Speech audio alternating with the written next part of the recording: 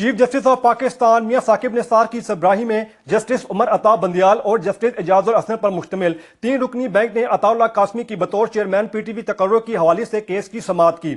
समाअत के आगाज में चीफ जस्टिस मियां साकिब निसार ने वज़ीर-ए-आज़म के प्रिंसिपल सेक्रेटरी फवाद हसन फवाद की सरजनिश की और उन्हें खड़े होने का हुक्म दिया और फिर उनसे उनका नाम भी दरियाफ्त किया। समाअत के दौरान चीफ जस्टिस मियां साकिब निसार ने इस्तफसार किया कि अताउल हक कासमी को इस्तेहकाक से जायद रकम कैसे दी गई, जिस पर फवाद हसन फवाद ने बताया कि वज़ीर-ए-आज़म के हुक्म पर उन्हें यह अदायगी की गई। चीफ जस्टिस ने हुक्म दिया कि अदालत में वो कानून पेश किया जाए जिसके तहत ये अदायगियां की गई हैं, जिस पर फवाद हसन फवाद का कहना था कि ये तमाम अदायगियां ज़बानी हुक्म पर की गई थीं। चीफ जस्टिस ने भरमी का इजहार करते हुए कहा कि क्या सरकारी काम ज़बानी हुक्म पर होते हैं। फवाद हसन फवाद ने अदालत को बताया कि हमेशा से वज़ीर-ए-आज़म के ज़बानी अहकामात पर यह मंजूरी होती रही है, जिस पर चीफ जस्टिस ने इस्तफसार किया कि जब आपकी तकर्रुर की मंजूरी हुई उस वक्त चैलेंज किया गया था, जिस पर फवाद हसन फवाद का कहना था कि उनके दौर में यह प्रैक्टिस मौजूद नहीं थी। चीफ जस्टिस मियां साकिब निसार ने फवाद हसन फवाद से मुकालमा करते हुए कहा कि कानून में आपके पास कोई ऐसा इख्तियार मौजूद नहीं जिसके तहत आप वज़ीर-ए-आज़म की जानिब से भेजी गई समरी की मंजूरी दे दें। फवाद हसन फवाद ने बताया कि गुज़िश्ता 2 दिहाइयों से ऐसा होता रहा है, जिस पर चीफ जस्टिस ने कहा कि आप जो बात कर रहे हैं उसे अपने पास लिख लेते हैं। फवाद हसन फवाद ने अदालत को मजीद बताया कि अताउल हक कासमी को मराद देने की मंजूरी ना तो उन्होंने दी और ना ही उस वक्त के वज़ीर-ए-आज़म नवाज शरीफ ने दी थी, बल्कि ये फाइनेंस डिवीजन ने दी थी।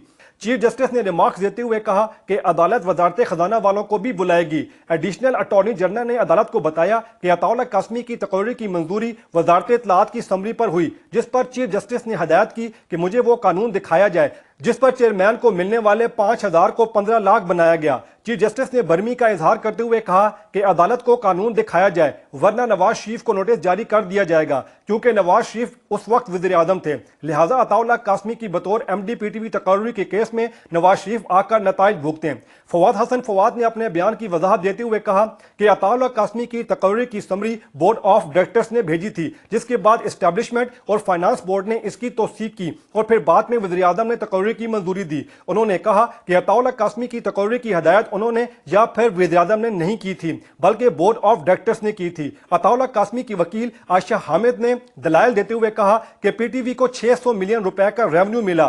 चीफ जस्टिस ने रिमार्क्स दिए कि अताउल हक कासमी की तकर्रुरी कानून के खिलाफ हुई। क्या एडवोकेट आयशा हामिद उनकी तकर्रुरी का दिफा कर रही हैं? चीफ जस्टिस ने इस्तफसार किया कि इस मामले में क्या बदनीयती हुई है, जिस पर आयशा हामिद ने कहा कि मैं नहीं समझती कि इस तकर्रुरी में बददियानती हुई है, क्योंकि कंपनी ऑर्डिनेंस के कुछ कवानीन का इतलाक पीटीवी पर नहीं होता। जस्टिस उमर अता बंदियाल ने रिमार्क्स देते हुए कहा कि अताउल हक कासमी ने सिफारतकारी में भी खिदमत सर अंजाम दी, जिस पर जस्टिस एजाजुल हसन ने रिमार्क्स देते हुए कहा कि अताउल हक कासमी के पास सिफारतकारी का कोई तजर्बा नहीं था। चीफ जस्टिस ने इजहार बरहमी करते हुए कहा कि हम मुल्क में बंदरबांट नहीं होने देंगे। अदालती उस्मा ने अताउल हक कासमी की तकर्रुरी पर फैसला महफूज कर लिया, जबकि उन पर सरकारी खजाने से होने वाले 27 करोड़ के अखराजात के ऑडिट करवाने का भी हुक्म दिया। अताउल हक कासमी को 23 दिसंबर 2015 को पीटीवी का चेयरमैन तैनात किया गया था। ताहम उनके हवाले से तनाज़ा अप्रैल 2017 में सामने आया था, जब उन्होंने खुद को MD पीटीवी मुंतखब कर लिया था।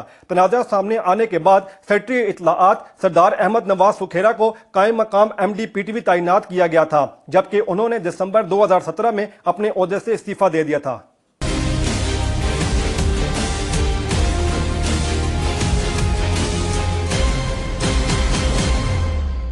Please subscribe to Hums Up TV and hit the notification icon on the screen to get the latest updates of our channel.